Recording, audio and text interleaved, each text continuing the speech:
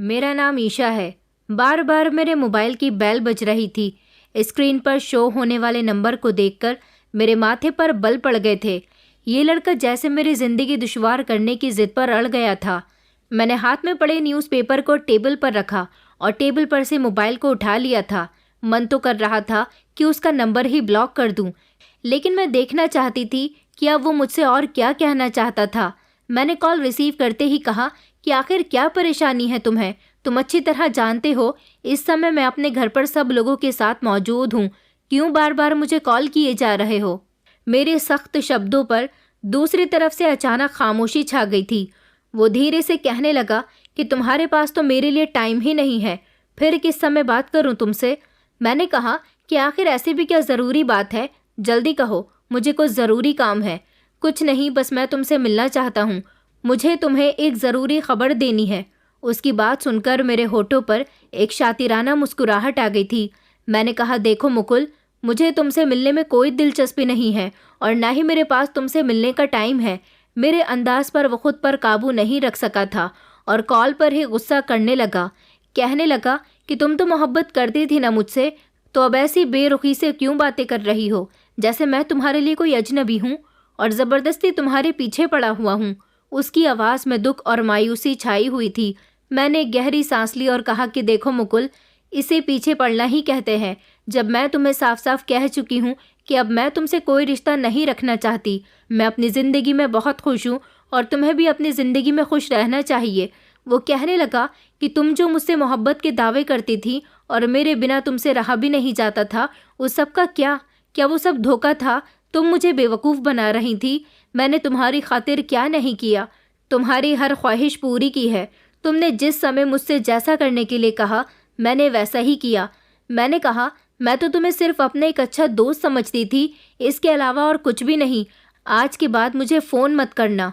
मैंने उसकी call cut कर दी थी। वो समझ गया था कि अब मैं उससे बात नहीं करना चाहती और आइंदा मुझे तंग करने की ज़रूरत वो नहीं करेगा। मेरे दिल में एक सुकून उतर गया था। मेरी ज़िंदगी में मुकुल का रास्ता अब पूरी तरह से बंद हो गया था। मैं एक मिडिल क्लास फैमिली से बिलोंग करती थी और आप लोग तो अच्छी तरह से जानते हैं कि मिडिल क्लास लोग अपनी ख्वाहिशों को पूरी करने के लिए कितनी बड़ी परेशानियों का सामना करते हैं। हम मिडिल क्लास लोग भी बड़े हिसाब से चलते हैं, ना ही फिजूल खर्चे कर सकते हैं और ना ही गरीब लोगों की तरह गरीब होने का दिखावा कर सकते हैं। मिडिल क्लास लोग अमीर और गरीब के बीच के दायरे में आने वाले लोग होते हैं, जो खुलकर ना तो अपनी गरीबी जाहिर कर सकते हैं और ना ही खुलकर अपनी अमीरी जाहिर कर सकते हैं। मेरा कोई भाई नहीं था, हम 2 बहनें थीं और दोनों ही बहनें अपने मम्मी पापा की लाडली थीं। मुझे ऐसा लगता था जैसे मैं अपने मम्मी पापा की लाडली बेटी नहीं हूँ, क्योंकि वो मेरी किसी ख्वाहिश को मेरे कहते ही पूरी नहीं करते थे। अगर मुझे उनसे अपनी कोई डिमांड पूरी करवानी होती तो बार बार उनसे रिक्वेस्ट करनी पड़ती थी और रिक्वेस्ट करने की मेरी बिल्कुल भी आदत नहीं थी। मेरे ख्याल बिल्कुल अमीर लड़कियों के जैसे थे। मेरी बहुत सारी सहेलियाँ थीं और सारी ही लगभग अच्छे घरानों की थी। उन सबको देखकर मेरा मन करता था कि मेरी ज़िंदगी भी उनके जैसी ही हो जाए। उनके यहाँ पैसों की कोई कमी नहीं थी। उनका जब मन करता, जैसा मन करता, वो वही किया करती थी। मगर मैं एक ऐसी लड़की थी जो अपनी मर्जी से घर से बाहर भी नहीं निकल सकती थी। घर से बाहर निकलने के लिए भी मुझे अपने माता पिता की परमिशन की ज़रूरत होती थी। मैं अपनी ज़िंदगी खुलकर जीना चाहती थी। आजकल की लड़कियों के पास मोबाइल था, मुझे मोबाइल की ज़रूरत थी, इसलिए मैंने पापा से मोबाइल की ज़िद कर ली थी। पापा मुझे मोबाइल नहीं दिलवा रहे थे। मम्मी का कहना था कि हमारे समाज में जवान लड़कियां मोबाइल का गलत इस्तेमाल कर रही हैं। तुम्हारी शादी हो जाएगी तो तुम्हारा पति तुम्हें मोबाइल दिलवा देगा। मैंने कहा था कि नहीं, मुझे तो मोबाइल चाहिए। मेरी छोटी बहन ऐसी कोई ज़िद नहीं करती थी। मम्मी पापा कहते थे कि तुम घर की बड़ी बेटी हो, तुम्हें घर के माहौल को सुधारना चाहिए, बल्कि तुम खुद छोटे बच्चों की तरह ज़िद करती रहती हो। अब मैं उन्हें क्या बताती कि मेरी बहुत सारी ख्वाहिशें थीं। मेरे लाख ज़िद करने के बावजूद भी पापा ने मुझे मोबाइल दिलवाकर नहीं दिया था। पापा का कहना था कि अपनी पढ़ाई पर ध्यान दो। उस समय मैं मास्टर्स कर रही थी और मेरी छोटी बहन बीए कर रही थी। मेरी छोटी बहन बहुत शांत स्वभाव की थी। उससे तो बात करके भी मुझे ऐसा लगता था जैसे मैं बोर हो गई हूँ। मेरी अपनी बहन के साथ ज़्यादा अच्छी बॉन्डिंग नहीं थी। अक्सर मैंने अपनी फ्रेंड्स को देखा था जिनके बॉयफ्रेंड्स भी थे। वो अपने बॉयफ्रेंड से फ़ोन पर बातें भी किया करती थी। उनके बॉयफ्रेंड उन्हें बहुत सारे गिफ्ट्स दिया करते थे, उनको अच्छी अच्छी जगह पर डिनर करवाते थे। मुझे ये सब कुछ बहुत पसंद था, मगर मेरे घर वाले तो मुझे घर में ही कैद करके रखते थे। अगर कभी मुझे अपनी किसी सहेली से मिलने जाना होता तो मुझे उनको बताकर जाना पड़ता था। कभी कभी मम्मी या पापा को यकीन नहीं आता तो उन्हें यकीन दिलाने के लिए मुझे अपनी छोटी बहन अनुषा को अपनी सहेलियों के घर भी साथ लेकर जाना पड़ता था। ये सब रोक टोक मुझे बिल्कुल भी पसंद नहीं थी। वक्त इसी तरह से गुजरता गया। मेरी पढ़ाई पूरी होने वाली थी। मम्मी पापा चाहते थे कि वो मेरी शादी कर दें, मगर अभी मेरा शादी करने का कोई मूड नहीं था और मेरे लिए कोई अच्छा रिश्ता भी नहीं आ रहा था। मेरी तमन्ना यही थी कि मेरी शादी किसी अमीर घर के बेटे से हो जो मेरी सारी ख्वाहिशों को चुटकियों में पूरी कर सके। मैं मम्मी से हमेशा यही कहती थी कि मेरी शादी किसी अमीर घर के बेटे से करवाना। मम्मी कहती थी कि तुम किसी राजकुमार की बेटी नहीं हो जिसकी शादी अमीर घर से हो जाएगी। तुम्हारे भाग्य में अमीर घर का लड़का हुआ तभी तुम्हारी शादी उससे होगी। बस भगवान से हमेशा प्रार्थना करती रहा करो कि भगवान तुम्हारा नसीब अच्छा करे। मम्मी की बात पर मैं अपना मुंह सिकोड़ लिया करती थी। जिंदगी में सब कुछ बिल्कुल ठीक चल रहा था। मेरी मोबाइल की जिद पापा से लगातार जारी थी। मुझे उम्मीद थी कि पापा ज़्यादा जिद करने पर एक न एक दिन मुझे मोबाइल दिलवा ही देंगे, मगर वो दिन नहीं आ सका। मेरे पापा एक ट्रक ड्राइवर थे जो दिन और रातों को भी ट्रक चलाया करते थे। एक दिन मेरे पापा हंसी खुशी अपने काम के लिए घर से निकले थे, लेकिन ट्रक चलाते समय उस दिन उनकी मौत हो गई। हम लोग तो उस समय घर में मौजूद थे जब फ़ोन की घंटी बजी। मम्मी ने अपना मोबाइल उठाया और जैसे ही कॉल रिसीव की तो मम्मी की एक ज़ोरदार चीख निकल गई थी, क्योंकि किसी ने मम्मी को पापा के एक्सीडेंट की खबर दे दी थी। मम्मी बुरी तरह से रो रही थी। हम दोनों बहनें उनको तसल्ली देने की कोशिश कर रहे थे और बार बार पूछ रहे थे कि क्या हुआ मम्मी। मम्मी तो बस लगातार रोए जा रही थी। थोड़ा वक्त गुजरने के बाद घर के दरवाजे पर एम्बुलेंस आकर रुकी। हम लोग घबरा गए। मेरी मम्मी कहने लगी कि ये तुम्हारे पापा हैं। हमें तो विश्वास ही नहीं हो रहा था कि हमारे पापा, जो खुशी खुशी आज सुबह सवेरे घर से बाहर अपने रोज़ का काम करने के लिए निकले थे, अब उनकी लाश घर में आ रही थी। मेरे पापा की ट्रक का एक्सीडेंट हो गया था। एक्सीडेंट इतना ख़तरनाक था कि पापा को बहुत गहरी चोट आई थी और वो मौके पर ही दम तोड़ गए थे। पापा की मौत हम लोगों के लिए बहुत दुखदायक साबित हुई थी। पापा बहुत मेहनत से काम किया करते थे और हमारी ख्वाहिशों को पूरी किया करते थे। पापा के जाने के बाद मम्मी तो जैसे बेजान हो गई थी।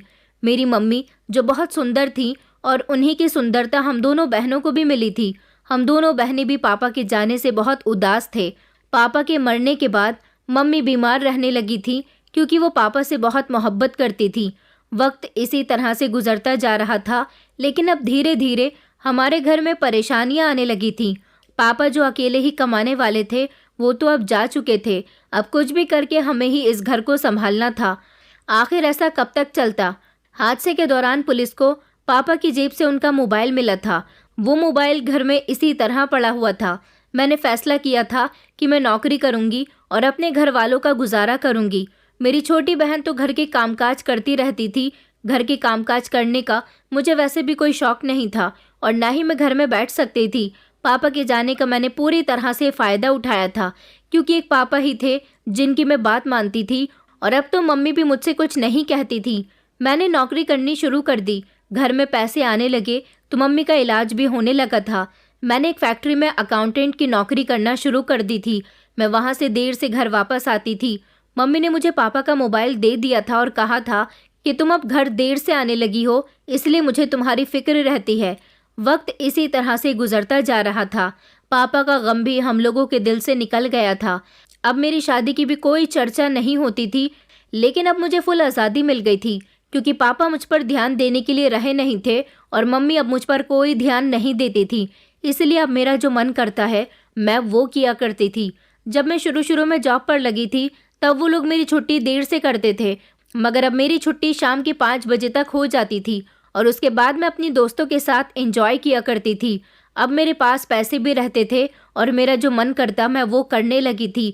मैं रात को 9 बजे तक घर के अंदर दाखिल होती और मम्मी को बताया करती थी कि काम ज़्यादा था इसलिए देर हो गई। मम्मी अब मुझसे कुछ नहीं कहती थी। मुझे अब अपनी ज़िंदगी बहुत अच्छी लगने लगी थी, क्योंकि अब मैंने लड़कों से भी दोस्ती करना शुरू कर दी थी। लड़कों से दोस्ती करना मुझे बहुत अच्छा लगने लगा था। मेरे पास मोबाइल था। मैंने पापा का सिम निकालकर घर पर रख दिया था और उसमें एक नया सिम कार्ड लेकर डाल लिया था। मैं रात को लड़कों से फ़ोन पर भी बातें किया करती थी। मेरी खूबसूरती की वजह से लड़के मुझ पर अपनी जान वारते थे। जैसा मैं उनसे कहती वो वैसा ही कर लिया करते थे, मगर मैं हर लड़के के साथ सिर्फ दोस्ती रखती थी। मेरे दिल में किसी के लिए भी मोहब्बत कायम नहीं हुई थी। मुझे तो बस टाइम पास करना अच्छा लगता था। लेकिन इसके साथ ही कुछ ऐसे अमीर घर के लड़के भी थे जो मेरी मोहब्बत के जाल में फंस गए थे और मोहब्बत के चक्कर में मुझ पर हज़ारों रुपए खर्च किया करते थे। मेरा जितने पैसों का मन करता मैं उनसे ले लिया करती थी और वो लोग मुझे महंगे महंगे गिफ्ट्स भी दिया करते थे। ऐसे गिफ्ट्स लेकर जब मैं घर आती तो मम्मी और मेरी बहन हैरान रह जाती थी। वो कहती थी कि तुम अपनी सैलरी से अपने लिए इतने महंगे महंगे गिफ्ट्स क्यों लेकर आती हो। मैं उनसे कहती थी कि मेरी सैलरी बढ़ गई है। मम्मी हमेशा मुझे डांटती थी कि तुम्हें फिजूल खर्च करने की कोई ज़रूरत नहीं है, मगर मैं अब उनकी बातों को इग्नोर कर दिया करती थी, क्योंकि वो ये बात अच्छे से जानती थी कि अगर मैंने नौकरी करना छोड़ दिया तो हमारा गुजारा कैसे होगा। मेरी लाइफ अब बहुत अच्छी गुजर रही थी। हर लड़का मेरी ज़रूरत पूरी कर रहा था। अब मुझे शादी करने की भी चिंता नहीं थी, क्योंकि मेरे सारे शौक़ पूरे हो जाते थे। जैसे जैसे मेरा मतलब इन लड़कों से ख़त्म हो जाता था, मैं इनको छोड़ दिया करती थी या फिर अपना मोबाइल नंबर चेंज कर देती थी। मैंने किसी भी लड़के को अपना एड्रेस नहीं बताया था और ना ही कोई भी लड़का मेरे बारे में ज़्यादा जानता था। बस मैं उसके साथ बातचीत करती, 2-3 डेट करती, उनसे अपनी पसंद की गिफ्ट्स लेती, थोड़ी बहुत बातचीत करती और फिर उन्हें छोड़ दिया करती थी। एक दिन जब मैं घर वापस आई तो मैंने देखा कि घर में कुछ मेहमान बैठे हुए थे। जैसे ही मैं घर के अंदर दाखिल हुई, मम्मी कहने लगीं कि बेटा कहाँ रह गई थी। उन्होंने मुस्कुराते हुए कहा कि ये है मेरी बड़ी बेटी ईशा। उन्होंने मुझे देखकर कहा, बेटा तुम्हारा मोबाइल कहाँ है? मैं कब से तुम्हें फ़ोन लगा रही हूँ। मैंने कहा, मम्मी मुझे देर हो गई थी। मैंने मम्मी से इशारे से कहा कि ये लोग कौन है। मम्मी कहने लगीं कि मेरे साथ कमरे में आओ।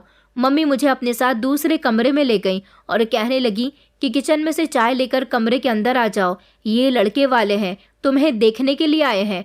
तुम्हारी बहुत ख्वाहिश थी ना कि तुम्हारी शादी किसी अमीर लड़के से हो। समझो अब तुम्हारी किस्मत बदलने वाली है। ये लोग बहुत अमीर हैं। लड़की की सिर्फ 2 बहनें हैं और दोनों ही बहनें शादीशुदा हैं। लड़का अकेला ही अपनी सारी दौलत का हकदार है। मैंने कहा, आप किस लड़के की बात कर रही हो? वही लड़का जो बाहर बैठा हुआ है। मम्मी कहने लगीं कि हाँ बेटा। मम्मी की बात पर मैं ज़ोर ज़ोर से हंसने लगी। मैंने कहा, मगर मुझे वो लड़का बिल्कुल भी पसंद नहीं है। आपने उसका रंग देखा है? मेरे साथ खड़े होकर तो उसकी और मेरी जोड़ी भी अच्छी नहीं लगेगी। मुझे उसके साथ शादी नहीं करनी। आप इस रिश्ते से अभी और इसी समय इनकार कर दीजिए। माँ कहने लगी कि जैसा मैंने तुमसे कहा है वैसा ही करो। देखो, हम जैसे लोगों को ऐसे रिश्ते बड़ी मुश्किल से मिलते हैं। ये तो तुम्हारी खुशनसीबी है कि तुम्हारे घर खुद चलकर ये लड़कियां अपने इतने अमीर भाई का रिश्ता लेकर आई हैं। ये तुम्हें अपनी भाभी बनाना चाहती हैं। ये रिश्ता हमारी पड़ोसन लेकर आई है। तुम्हारी खूबसूरती के चर्चे तो पूरे मोहल्ले में हैं। वैसे भी लड़के को कुछ नहीं चाहिए, उसे सिर्फ खूबसूरत पत्नी की ज़रूरत है। मैंने मम्मी से इनकार कर दिया था। उस समय तो मम्मी की डांट पर मैं उन लोगों के सामने चाय लेकर चली गई थी और उन्होंने मुझे पसंद कर लिया था, मगर मुझे वो लड़का पसंद नहीं आया था। वो भले ही एक बिजनेसमैन था, मगर मुझसे उम्र में बहुत बड़ा था। उसकी और मेरी उम्र में पूरे 10 साल का फ़र्क था। मम्मी ने कहा था कि अगर तुमने मेरी बात नहीं मानी तो अच्छा नहीं होगा। मैं अभी अपनी ज़िंदगी को और अच्छे तरीके से गुजारना चाहती थी, लेकिन मम्मी मुझे शादी के बंधन में बांध देना चाहती थी। मुझे बहुत अच्छे से पता था कि शादीशुदा लड़कियों को भी बहुत सारी रोक टोक का शिकार होना पड़ता है, लेकिन अमीर घर के लड़के ऐसे नहीं होते। उनकी सोच बहुत अलग होती है। एक तरह से मैं चाहूँ तो ये शादी कर भी सकती हूँ, क्योंकि मुझे लड़का पसंद नहीं तो क्या हुआ, शादी के बाद मैं उसकी दौलत पर ऐश करूँगी। इसलिए मैंने मम्मी के कहने के मुताबिक इस लड़के से शादी कर ली थी और फिर मैं इसके बड़े से बंगले की मालकिन बन गई थी। शादी के कुछ दिनों बाद ही इनकी दोनों बहनें अपनी ससुराल चली गईं। मेरा पति काम पर चला जाता था और मैं घर में अकेली रह जाती थी। शादी के बाद ज़्यादा दौलत मिलने से और अच्छा ऐशो आराम मिलने से मैं और भी ज़्यादा खूबसूरत हो गई थी। मेरे पति ने जिम्मेदारी उठाई थी कि वो मेरी माँ और बहन का ख्याल रखेंगे। हर महीने उनको उनकी ज़रूरत के मुताबिक पैसे देते रहा करेंगे। ऐसा वो हमदर्दी के तौर पर कर रहे थे। उनका बहुत बड़ा बंगला था, बहुत सारी बड़ी बड़ी गाड़ियाँ थीं, घर में नौकर चाकर थे। वो सब देखकर मेरी आंखें फटी की फटी रह गई थी। ऐसा ऐश मैंने अपनी पूरी ज़िंदगी में कभी नहीं देखा था। शादी से पहले मैंने हर लड़के से फॉर्मेलिटी निभाने के लिए ही रिश्ते रखे थे, मगर शादी के बाद मुझे अपने पति के साथ रहना बिल्कुल भी पसंद नहीं था। मेरा पति एक सिंपल सा इंसान था जिसने शादी की पहली रात ही मुझसे अपनी मोहब्बत का इजहार कर दिया था। उनका कहना था कि पहली नज़र में तुम्हें देखते ही मैं तुम्हारी खूबसूरती का दीवाना हो गया था। मैं तुमसे बहुत मोहब्बत करने लगा हूँ। मेरी शादी भले ही ज़्यादा उम्र में हो रही है, मगर मैं तुम्हें हर खुशी दूंगा। तुम मेरे साथ मेरी बनकर रहना। मैंने भी उनको भरोसा दिलाया था कि मैं भी आपसे मोहब्बत करने लगी हूँ, लेकिन ऐसा सिर्फ उनको जाहिर करवाने के लिए था। मोहब्बत तो मैं किसी से भी नहीं करती थी। मेरे पति जल्दी जल्दी अपने बिजनेस के सिलसिले में आउट ऑफ कंट्री जाते रहते थे। अभी भी मेरी हवस पूरी नहीं हो रही थी। शादी के बाद मैंने दोबारा से लड़कों से कांटेक्ट करना शुरू कर दिया। कुछ ऐसे लड़के जो मेरी खूबसूरती की तारीफ किया करते थे, मैं उनकी मजबूरी का फ़ायदा उठाया करती थी और मैंने किसी को भी ये नहीं बताया था कि मेरी शादी हो चुकी है। अपने पति के आउट ऑफ कंट्री जाते ही मैं लड़कों से मिलने के लिए चली जाती थी, लेकिन अब मेरे पास सब कुछ था। अब मैं वक्त गुजारने के लिए और अपनी शारीरिक इच्छा पूरी करने के लिए ही लड़कों के करीब जाती थी। मुझे अपना पति बिल्कुल भी पसंद नहीं था। मैं उसे अपने करीब नहीं आने देती थी। मेरे पति मेरे सारे नखरे उठाया करता था, मेरी हर ख्वाहिश पूरी करता था, हमेशा मुझे खुश रखने की कोशिश करता था, लेकिन मैं उसके सामने ऐसे ही जाहिर करती थी जैसे मैं उससे हमेशा नाराज़ रहती हूँ। वो मेरी खूबसूरती का दीवाना हो गया था। शादी के बाद मेरी नज़दीकियाँ लड़कों से इतनी ज़्यादा बढ़ गई थी जिनके बारे में अगर मेरे पति को पता चल जाता तो उसका दिल टूट जाना था। मगर मैंने अपने पति से और उन लड़कों से अपने बारे में सारी हकीकत को छुपाकर रखा हुआ था। हर लड़का मेरी ख्वाहिश पूरी करने के लिए सब कुछ कर गुजरता था। मेरी तारीफ में लड़के ज़मीन आसमान एक कर दिया करते थे और मेरी तारीफ करने वाले लड़के मुझे बहुत पसंद आते थे। इसी दौरान मेरी मुलाकात एक मुकुल नाम के लड़के से हुई थी जो बहुत अमीर था। वो मुझे एक रेस्टोरेंट में मिला था जब मैं अपनी फ्रेंड्स के साथ रेस्टोरेंट से बाहर निकल रही थी। मेरी उसके साथ टक्कर हो गई थी। उसको मैं पहली नज़र में ही भाग गई थी। वो मेरी एक फ्रेंड का दोस्त था। उसने मेरी दोस्त के साथ बातचीत की और कुछ दिनों के बाद उसने मेरी सारी इन्फॉर्मेशन निकलवा ली थी। वो मेरी मोहब्बत में दीवाना हो गया था। मैंने भी उसकी हर एक बात को मान लिया। इतनी आसानी से नहीं, क्योंकि पहले मैंने उसे अपने से दूर रखकर खुद के लिए तरसाया था। फिर जब कुछ दिनों बाद वो पूरी तरह से मेरा दीवाना हो गया, तब मैं भी उससे मिलने लगी थी। वो पहले मेरा दोस्त बना और उसके बाद उसने मुझे प्रपोज कर दिया। वो मुझे बहुत सारे गिफ्ट्स दिया करता था। अभी मेरी शादी को 7 महीने हुए थे। मुझे पता चला कि मैं माँ बनने वाली हूँ। जब ये खबर मेरे पति को भी पता लग गई तो उन्होंने मेरा घर से निकलना बंद करवा दिया था। बस वो मुझे मेरा ख्याल रखने के लिए कहते थे। वो आने वाले बच्चे के लिए इतने सीरियस थे कि वो अब ज़्यादातर घर में ही रहने लगे थे और मुझे 1 मिनट के लिए भी अकेला नहीं छोड़ते थे। मैं अपने पति से बहुत तंग आ गई थी। इन पूरे 9 महीने मेरी मुकुल से भी कोई बात नहीं हुई थी। मुकुल मेरे लिए बेचैन हो गया था। 9 महीने पूरे होने के बाद मैंने एक बेटे को जन्म दिया और फिर मेरा पति बच्चे की खातिर अब ज़्यादातर समय घर में ही देने लगा था। उन्होंने ऑफिस जाना छोड़ दिया था। अब वो ज़्यादातर काम अपने नौकरों से करवाते थे। वैसे तो घर में बच्चा संभालने के लिए नौकरानी भी थी, लेकिन फिर भी मेरे पति को अपने बेटे को अपनी नज़रों के सामने रखना होता था।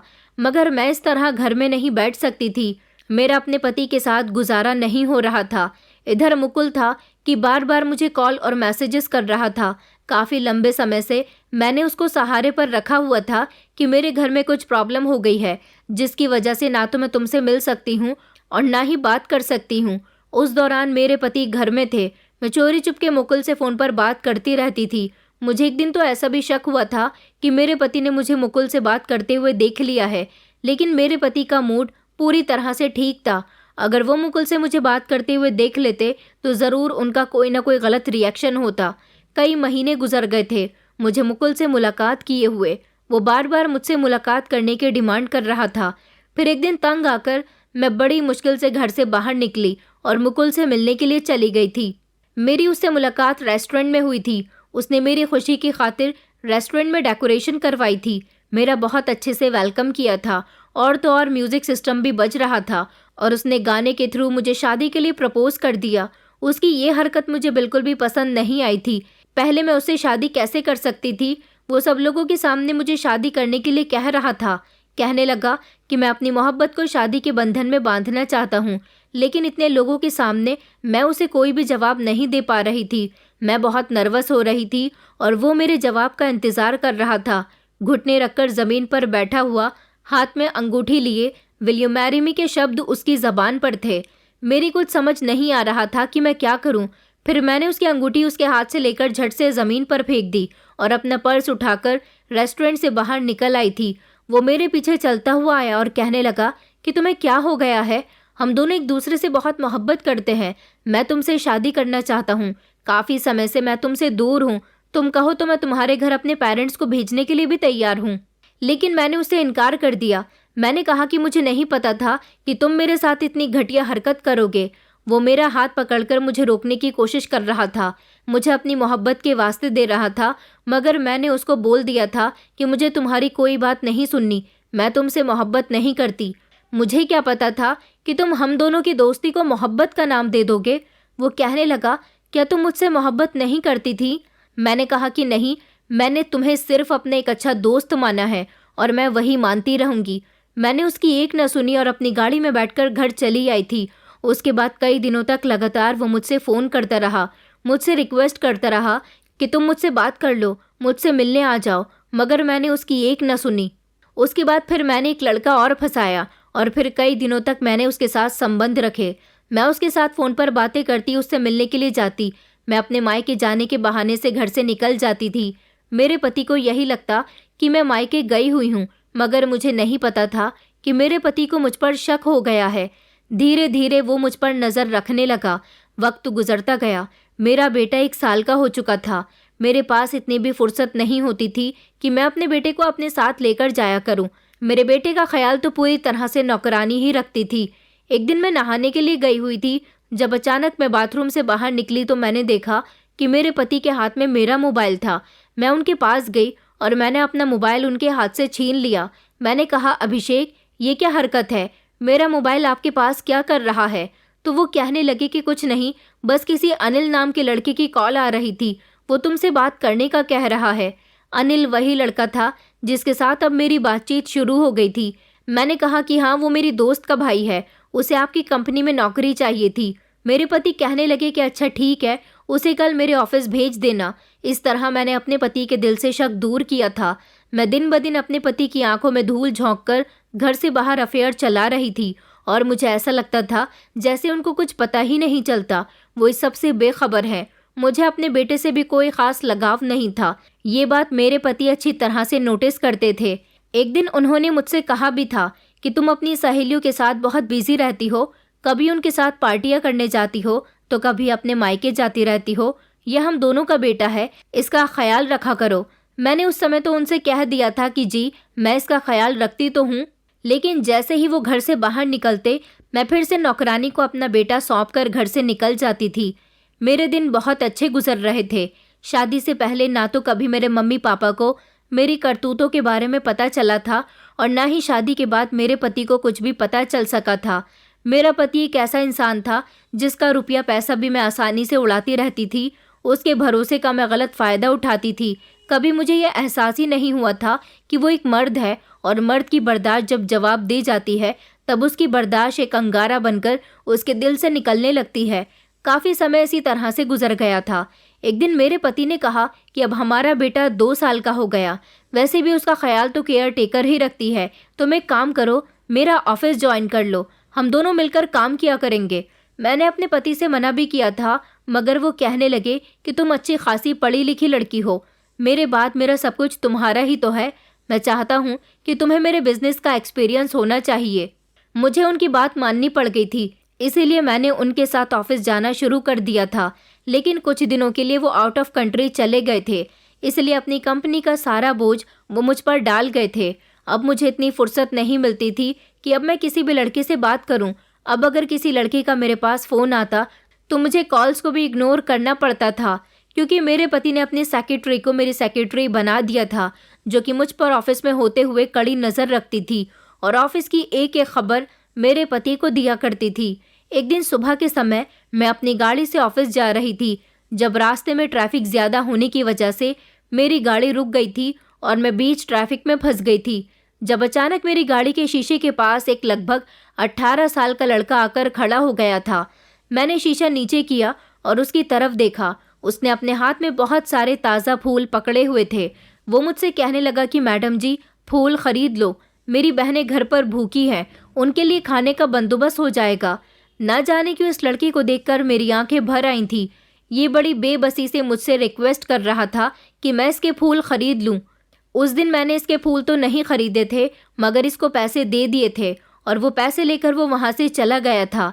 थोड़ी ही देर के बाद ट्रैफिक भी खुल गया और मैं गाड़ी चलाते हुए सोचने लगी कि आज तक मेरा सामना जितने भी लड़कों से हुआ है वो सभी लगभग अच्छे घरानों के लड़के थे। ये लड़का भी देखने भालने का बहुत अच्छा था, मगर इसकी क्या जिंदगी थी कि सड़क पर लोगों को रोक रोक कर अपने फूल बेच रहा था।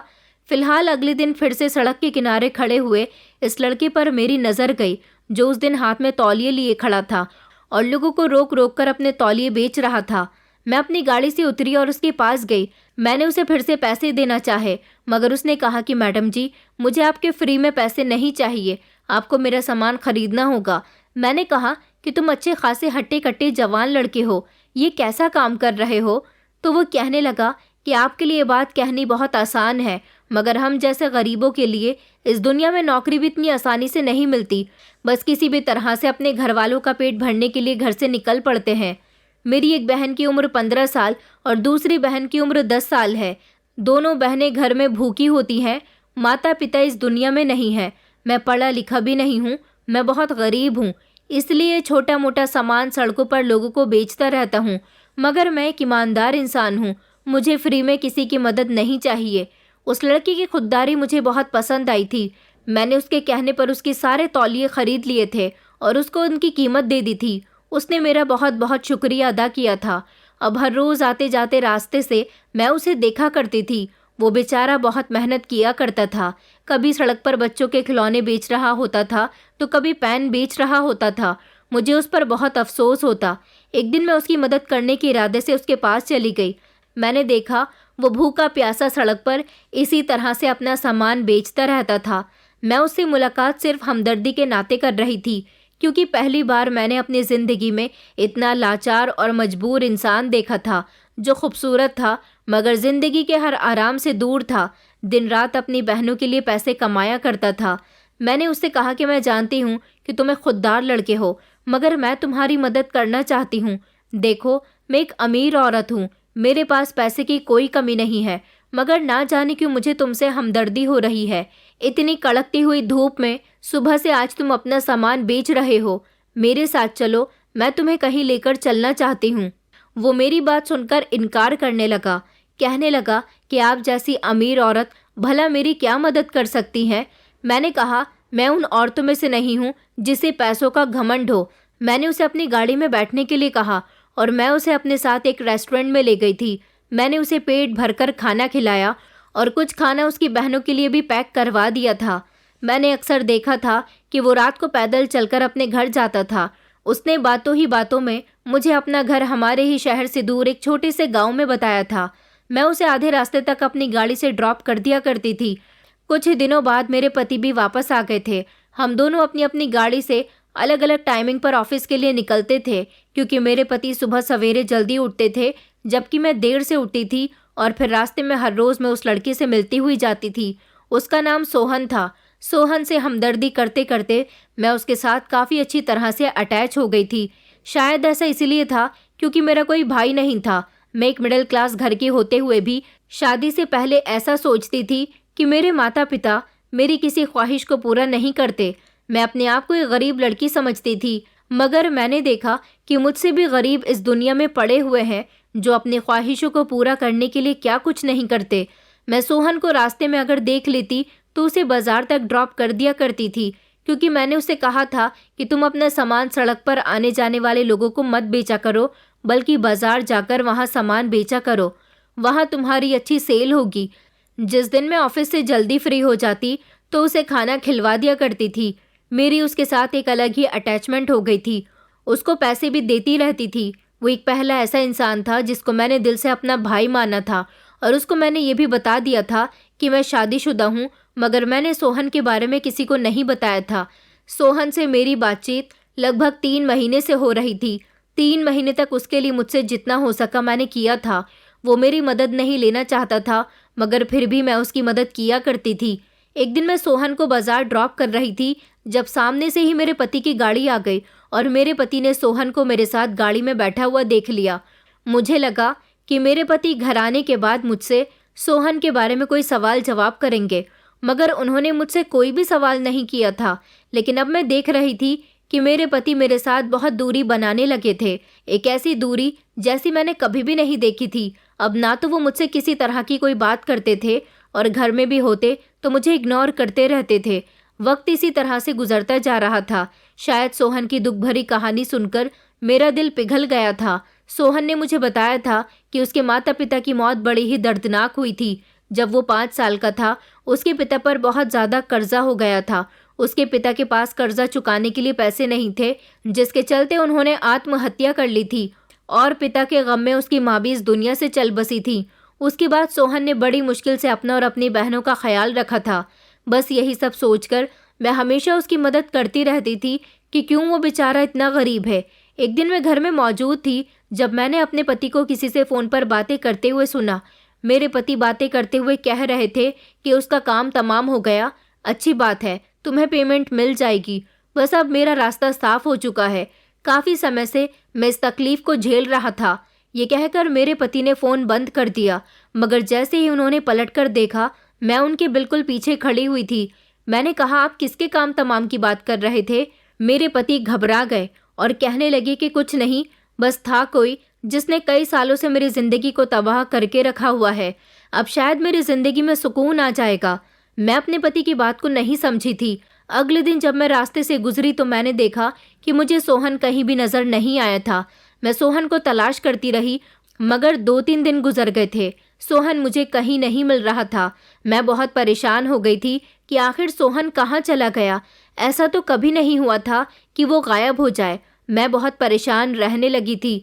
कई बार मेरे पति ने मुझसे मेरी परेशानी की वजह पूछी थी, मगर मैंने उनको कुछ नहीं बताया था। एक दिन मैंने सोचा कि क्यों ना मैं सोहन के घर जाकर उसे तलाश करूं। मुझे अच्छी तरह से याद था, सोहन मेरे साथ काफ़ी सारी बातें करने लगा था। सोहन ने मुझे बातों ही बातों में अपने गांव का एड्रेस दिया था। मैं उसके गांव चली गई। जैसे ही उसके घर के बाहर मैंने गाड़ी रोकी तो एक अजीब सी हैवानियत ने मेरा स्वागत किया था। उसका छोटा सा घर जो बहुत पुराने टाइप का बना हुआ था, घर के अंदर कदम रखते ही चारों तरफ अंधेरा ही अंधेरा नजर आ रहा था। मेरे कदमों की आहट सुनकर एक छोटी सी लड़की दरवाजे तक आई थी और उसने दीदी दीदी कहकर आवाज़ लगाई। फिर एक और लड़की निकल कर आई। मैं पहचान गई थी कि ये दोनों ही सोहन की बहनें हैं। इन दोनों को देखकर बड़ा ही अजीब लग रहा था, क्योंकि इन दोनों के चेहरे पर खुशहाली नहीं थी। दोनों की आंखें मोटी मोटी हो रही थी। ऐसा लग रहा था कि जैसे ना जाने कब से ये दोनों रो रही हैं। मेरी बड़ी सी गाड़ी देखकर और मेरा गेटअप देखकर वो दोनों समझ गई थी कि मैं कोई अमीर घर की औरत हूँ। वो कहने लगी कि आप कौन? मैंने कहा, मुझे सोहन से मिलना है, वो कई दिनों से दिखाई नहीं दे रहा। मेरी इस बात पर दोनों की आंखों में आंसू आ गए। सोहन की बड़ी बहन कहने लगी कि आपको नहीं पता कि भैया इस दुनिया से चले गए। उसके मुंह से ये शब्द सुनकर तो मैं चौंक गई थी। एक पल को तो मुझे विश्वास ही नहीं हुआ। फिर वो कहने लगी कि जी, मैं सच कह रही हूँ, भैया की मौत हो गई है। मैंने कहा, मगर वो तो बिल्कुल ठीक ठाक था, उसे ऐसा भी क्या हो गया? उसने बताया कि पता नहीं कौन मेरे भैया का दुश्मन था।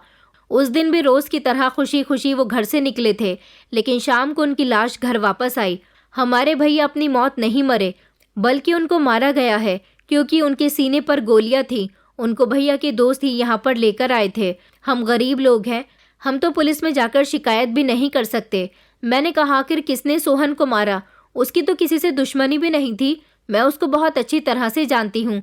वो कहने लगी कि आप कौन हो? आप वही अमीर मैडम जी तो नहीं जिनके बारे में अक्सर भैया बहुत तारीफ किया करते थे और कहते थे कि वो मेरी बहुत मदद करती हैं। वो तो भैया को होटल का खाना खिलाने के बाद हम दोनों बहनों के लिए भी खाना दिया करती थी। मैंने कहा कि हाँ, मैं वही हूँ। तुम लोगों ने जानने की कोशिश नहीं की कि सोहन की मौत कैसे हुई? वो कहने लगी कि नहीं, हमने कुछ भी जानने की कोशिश नहीं की, क्योंकि हम भला क्या कर सकते हैं। मेरा तो भैया के अलावा इस दुनिया में कोई भी नहीं था, और अब तो भैया भी हमसे मुंह मोड़ गए। उस दिन मेरी आंखों में पहली बार आंसू आए थे और मैं सोहन की मौत पर बहुत रोई थी। उसकी बहनों को बताया कि मैंने सोहन को अपना छोटा भाई मान लिया था, तभी मुझे उससे इतनी हमदर्दी थी। मगर तुम लोग फिक्र मत करो, मैं उसके कातिल का पता लगाकर रहूंगी। मैं वहां से रोती हुई आ गई थी। उसकी बहनों की बेबसी मुझसे देखी नहीं जा रही थी। वो बेचारी घर में भूखी प्यासी थी, अब उनका कोई सहारा नहीं था। मैं घर आई और फूट फूट कर रोने लगी थी। जब मुझे मेरे पति ने रोते हुए देखा और कहने लगे कि क्या हुआ, क्यों रो रही हो, मैंने अपने पति को कुछ नहीं बताया और झट से अपने आंसू साफ कर लिए। मेरे पति कहने लगे, अरे रोना बंद मत करो, आज तो तुम रो सकती हो। आखिरकार आज तुमने अपनी सबसे कीमती चीज जो खोई है। अपने पति की बात सुनकर मेरे होश उड़ गए थे। मैंने चौंक कर उनकी तरफ देखा। मैंने कहा कि आपका क्या मतलब है? तो वो कहने लगे कि हाँ हाँ, मुझे लगता है आज तुम्हें अपने आशिक के मरने की खबर मिल गई है। मैं तो एक ही झटके से खड़ी हो गई थी और अपने पति को चौंक कर देखने लगी। मैंने कहा, कौन सा आशिक, कैसा आशिक, ये आप क्या कह रहे हो? मेरे पति मेरे करीब आए और मुझे झंझोड़ कर कहने लगे कि मैं तुमसे कितनी मोहब्बत करता था। तुमने सारी जिंदगी मेरे भरोसे का मान तोड़ा।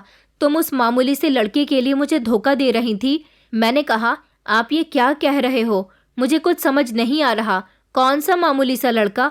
मेरे पति ने कहा, वही जिसके लिए अभी तुम रो रही हो, वही लड़का जिसके साथ तुम रेस्टोरेंट में जाती थी, उसको अपनी गाड़ी में बिठाया करती थी, वो मामूली सा लड़का। मुझे तो बाद में ये बात समझ आई कि तुम एक मिडिल क्लास फैमिली की लड़की हो। तुम जैसी लड़कियां राह चलते लड़कों से मोहब्बत कर सकती हैं, क्योंकि तुम्हारी क्लास की लड़कियां ऐसे ही लड़के डिजर्व करती हैं। मुझ जैसे अमीर लड़के से तुम्हारी शादी हो गई तो तुम्हें वो खुशी नहीं मिली जो तुम्हें तुम्हारे पुराने आशिक के साथ मिल रही थी। इसलिए तुमने शादी के बाद भी उससे रिश्ता कायम रखना शुरू कर दिया। अब मुझे अपने पति की बात समझ आई थी कि वो बात को किस डायरेक्शन में लेकर जा रहे थे। वो सोहन की बात कर रहे थे। मैंने अपने पति को झटका देकर पीछे किया और कहा, आप जिस लड़की की बात कर रहे हो उसको मैं अपना भाई मानती थी। वो एक गरीब लड़का है और आपको उसके बारे में ये सब कैसे पता? मेरे पति कहने लगे, क्योंकि मुझे तुम पर काफ़ी समय से शक था। मैंने तुम्हारे मोबाइल पर लड़के की कॉल आते हुए देखी थी और एक बार तो मैंने तुम्हें बात करते हुए भी देखा था। मुझे तुम पर शक तो काफ़ी समय से था, लेकिन जब तुमने मेरे बेटे पर भी ध्यान नहीं दिया और ना जाने तुम कहाँ कहाँ जाती रहती हो, तब मेरा शक यकीन में बदल गया था। इसलिए मैंने तुम पर नज़र रखने के लिए एक डिटेक्टिव हायर किया। मैंने सोच लिया था कि अगर मुझे पता चला कि तुम्हारा किसी लड़के के साथ अफेयर है तो सबसे पहले मैं उसे मरवा दूंगा, उसके बाद मैं तुम्हारा हिसाब करूंगा। मेरे डिटेक्टिव ने तुम पर नज़र रखना शुरू कर दी तो पता चला कि तुम उस मामूली से सामान बेचने वाले लड़के से मोहब्बत करती हो। उसके साथ मेरी ही गाड़ियों में तुम्हारा घूमना फिरना जारी था, यहाँ तक कि तुम उसे रेस्टोरेंट में भी लेकर जाती थी। अपना ज़्यादातर समय तुम उसके साथ ही बिताया करती थी। मुझे डिटेक्टिव हर बात की खबर देता रहा। अब मुझसे और बर्दाश्त नहीं हो रहा था, इसलिए मैंने उसको डिटेक्टिव के हाथों मरवा दिया, क्योंकि वो मेरी शादीशुदा ज़िंदगी न जाने कब से बर्बाद कर रहा था। तुम बताओ, मैंने तुम्हें क्या कुछ नहीं दिया? कभी तुम पर कोई रोक टोक नहीं की। तुमने मेरे भरोसे का गलत फ़ायदा उठाया। यहाँ तक कि तुमसे तो अपनी ही औलाद का भी ख्याल नहीं रखा जाता। तुमने मेरे बच्चे को नौकरानियों के भरोसे छोड़ा हुआ है। ये सब मैं कैसे बर्दाश्त कर सकता था? अपने पति की बात सुनकर मैंने तो अपना सर ही पकड़ लिया था।